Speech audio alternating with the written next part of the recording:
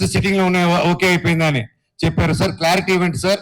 First sitting అందరూ వెళ్ళి sitting లో కూర్చొని ఇదేదో ఓకే అయిపోయినాకుందని ఆ సిట్టింగ్ అనుకోపోతారు.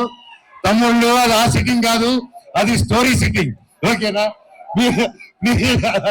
క్లారిటీ ఇచ్చారు. నేరుగా బార్కి వెళ్ళిపోతాయి బండ్లు. మరి ఉండండి.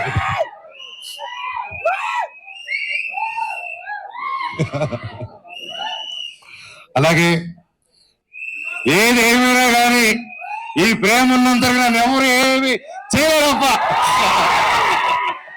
Love you. ఇన్ని రోజులైనా హీరో సినిమా చేయి ఛానల్ గా అంటున్నారు. ప్రయత్నిస్తూ ఒక మంచి కథ చేద్దాం.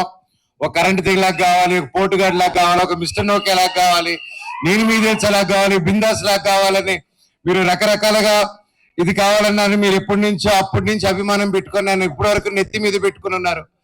మీకు పాదాభివందనాలు, మీ పాదాలకి థ్యాంక్ యూ.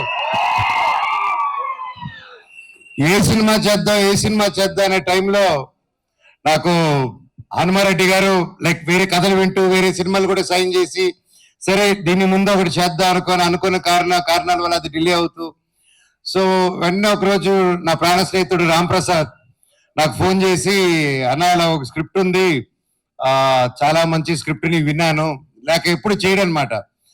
నాకు ఏదైనా క్రియేటివ్ గాను, డిజైన్స్ గాను, ఏదైనా ఆర్ట్ వర్క్ ఏదైనా క్రియేట్ చేయాలనుకున్నప్పుడు is my first personal call. Ram ఇది క్రియేట్ చేయాలనుకుంటున్నాను, ఏం చేయాలని. ఇన్ని సంవత్సరాల్లో ఈ ఫస్ట్ టైం ఫోన్ చేశాను, ఈ కథ వినండి మీరు అన్నారు. అండ్ కథ విన్న వెంటనే నాకు నిజంగా చాలా బాగా నచ్చిందండి. నన్ను ఏదైతే అందరూ చూడాలనుకుంటున్నారో, మనోజ్ని మళ్ళీ ఎలా చూడాలనుకుంటున్నారో డైరెక్టర్ గారు అలా ఊహించుకొని తీసుకొచ్చి నన్ను నరేట్ చేశారు. దాన్ని నిజంగా భగవంతుడికి థ్యాంక్స్ చెప్పుకుంటున్నాను. Thank you sir. Producers Venkatareddy గారు ప్రతి ఒక్కరు ఇక్కడికి వచ్చి మాకు సపోర్ట్ చేస్తూ ఈ సినిమాని హనుమాన్ గారు నమ్మి, మమ్మల్ని అందరూ నమ్మి ఇన్ని కోట్లు పెట్టి, ఒక ఏమాత్రం తగ్గకూడదు, ఒక 1897 నుంచి 1922 మధ్యలో జరిగే ఒక యాక్షన్ ఫిల్మ్ అండి ఇది. ఇతను వాళ్ళ శత్రువులకి శత్రువే, సొంత వాళ్ళకి శత్రువే, అదే బ్రిటిష్ వాళ్ళకి శత్రువే, మన ఇండియన్స్ కూడా శత్రువే ఇతను. అది ఎందుకంటే ఇతని బేసిక్ గా పీస్ఫుల్ వేలో అనడం కాదు, ఏదన్నా కొట్టి తెచ్చుకోవాలనే క్యారెక్టర్ డేవిడ్ రెడ్డి. సో ఇలాంటి ఒక పవర్ఫుల్ క్యారెక్టర్ రాసి నమ్మి నేను సూట్ అవుతాను అనుకొని వచ్చి నరేట్ చేశారు. Thank you very much sir. And అలాగే కేజీఎఫ్ 2, సల్లార్, నెక్స్ట్ డ్రాగన్, ఇలాంటి గొప్ప సినిమాలు, ఇలాంటి ఒక గొప్ప టెక్నీషియన్స్ ఈ రోజు మన సినిమాకి వర్క్ చేస్తున్నారంటే నాకు చాలా హ్యాపీగా ఉంది. Ravi Basu sir, thank you so much for being a part of it. I'm really blessed. అలాగే ఎడిటర్ ఉజ్వల్ గారు ఈ రోజు ఇక్కడ లేరు. So thank you for the great edit, looking forward for the full film. And అలాగే సుప్రీం సుందర్ గారు, మీ అందరికి తెలిసి నాకు స్టంట్స్ అంతా పిచ్ అని, and I'm big fan of Supreme Sundar గారు. అండ్ మీరు చెప్తున్నట్టు ఇప్పుడు యానిమల్ షూటింగ్ లో ఉన్నారు. సార్ నరేట్ చేసినప్పుడు ఐ వాజ్ వెరీ హ్యాపీ. అప్పుడు సార్ అది రాకముందు నుంచి we know his work in all the films he did. And ఎక్కడ sir, thank you so much for accepting and you're going to kill it sir. Thank you. And మా DOP Acharya Venu garu లేరు ఈ రోజు ఇక్కడ, ఈవెంట్ మిస్ అయ్యారు. Sir thank you so much, I'm looking forward to work.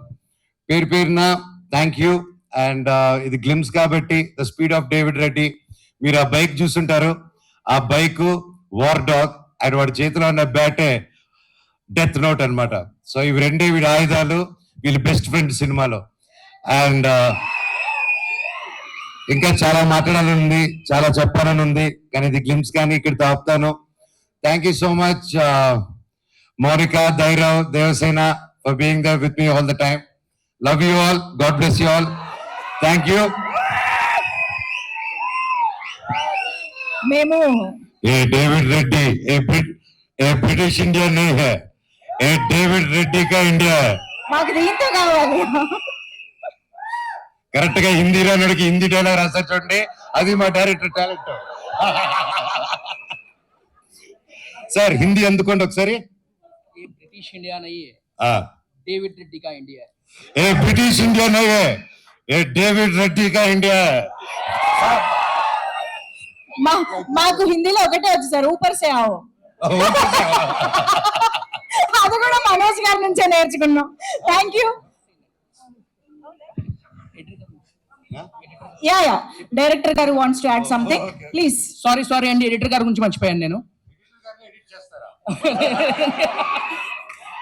మీరు చూసిన glimpse లో main జో edit